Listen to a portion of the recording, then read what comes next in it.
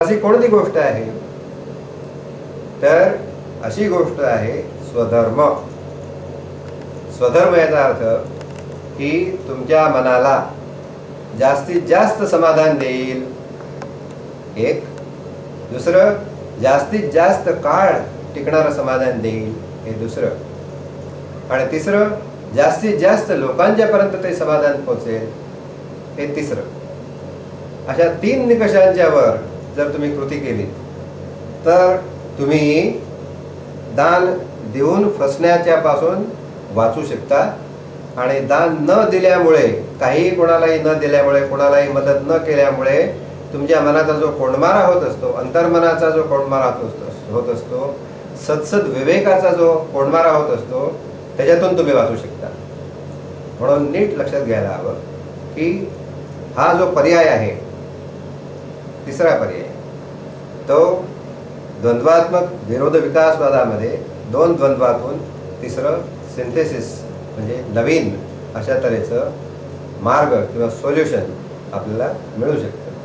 ते नवीन सोल्युशन म्हणजे स्वधर्म असेल. आणि स्वधर्म ही कल्पना आपल्या देशामध्ये हजारो वर्षांच्या पासून चालत आलेली आहे. पण आज ती काही प्रमाणात धूसर झालेली असल्यामुळे आपल्याला पुन्हा एकदा ती नवीन विचारांनी समजावून घेणं आवश्यक आहे.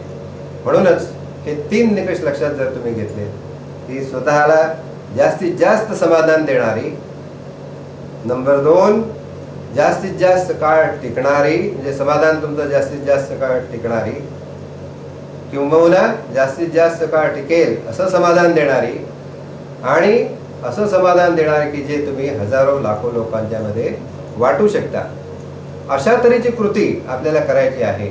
असं तुम्ही नोकरीला जाताना, शाळेत जाताना, महाविद्यालयात जाताना, धंद्यामध्ये जात असताना किंवा कुठेही जात असताना, जेव्हा तुम्ही घरातून बाहेर पडत असता, त्यावेळी ही जर भावना तुमच्या मनात आली तर तुम्ही जी कृती कराल ती अधिक सक्षम, अधिक सुयोग्य आणि अधिक जीवनाचं सार्थक करणारी होत असते. आणि हे जर आपण लक्षात घेतलं तर जेव्हा आपण आपल्या कामधंद्यामध्ये जाऊ तेव्हा आपल्याला अतिरिक्त अशा तऱ्हेचा दयाळूपणा मनात स्फुरल्यामुळे जी होणारी फसवणूक असते त्याच्यातून आपण वाचू शकतो. आणि त्याचप्रमाणे आपण कोणालाही मदत न करता किंवा पैसे न देता आपल्या मनामध्ये जी सत्सद बुद्धी असते तिचा कोंडमारा होण्यापासून स्वतःला वाचू शकतो. त्याचं उदाहरण द्यायचं झालं तर उदाहरण लक्षात घ्या की अशा तऱ्हेची कोणती कामं असतात. तर 1-2 जर उदाहरणं तुम्हाला दिली तर तुमच्या लक्षात येईल की आपण जीवनाचं सार्थक करणं याचा अर्थ विरक्त होणं किंवा प्रवृत्त होणं याच्या पलीकडे असतं. अशा तऱ्हेच्या सुधर्मामधून तुम्हाला विरक्तीतून मिळणारं समाधानही मिळतं आणि प्रवृत्तीतून मिळणारं जे एक प्रकारचं उत्साहवर्धक अशा तऱ्हेची जी प्रसन्नता असते किंवा सुख असतं तेही मिळू शकतं.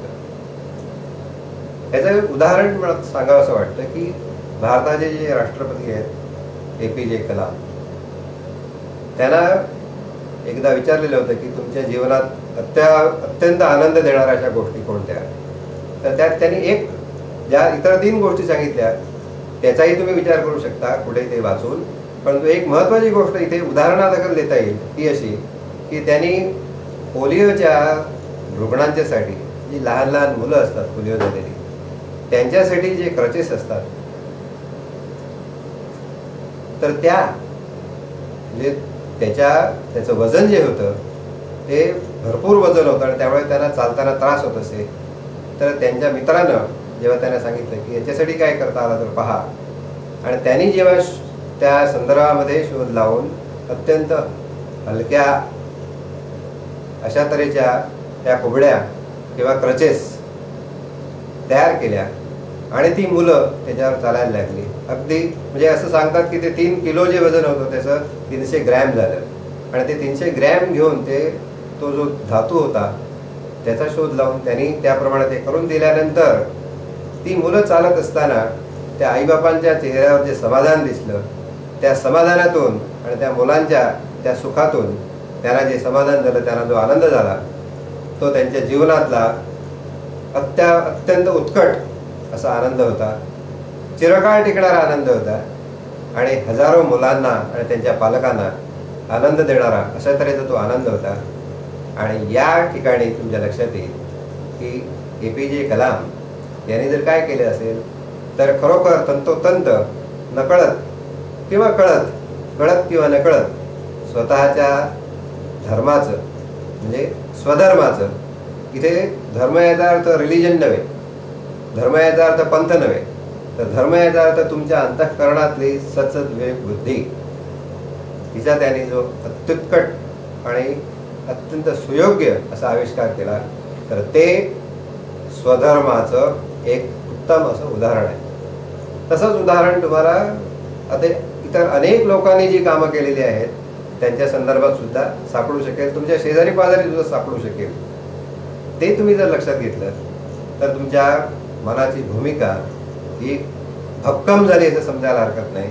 आणि अशा तऱ्हेची भक्कम भूमिका घेऊन जेव्हा तुम्ही तुमच्या व्यवसायाच्या ठिकाणी जाता तेव्हा सर्वप्रथम तुमचा जो दिवस आहे, तुमचा जो व्यवहार आहे तो उत्तम व्यवहार होणार, तुम्हाला समाधान देणारा होणार, याच्याबद्दल शंका नाही.